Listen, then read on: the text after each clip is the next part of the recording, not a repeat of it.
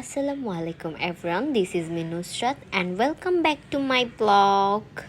বেশ কিছুদিন পর আমি ভিডিও দিচ্ছি।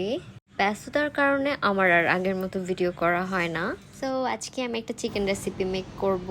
অনলি 10 মিনিটসে এই চিকেনটা মেক করা পসিবল। So let's start. আমি নিয়েছিলাম বোনলেস চিকেন, একদমই হাড় ছাড়া। দেন আমি নিয়েছিলাম হোয়াইট পেপার, ব্ল্যাক পেপার, পরিমাণ মতো সল্ট।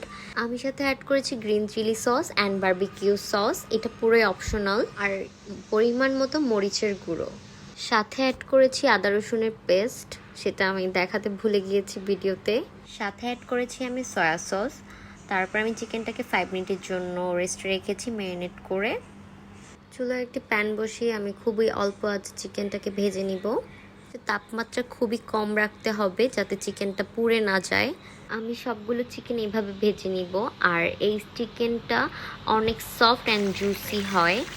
আমি অলওয়েজ এভাবে মেক করে খাই, আমার কাছে অনেক ইজি মনে হয়, দ্যাটস ওয়াই আমি আপনাদের সাথে শেয়ার করলাম আমার শর্টকাট চিকেন রেসিপি।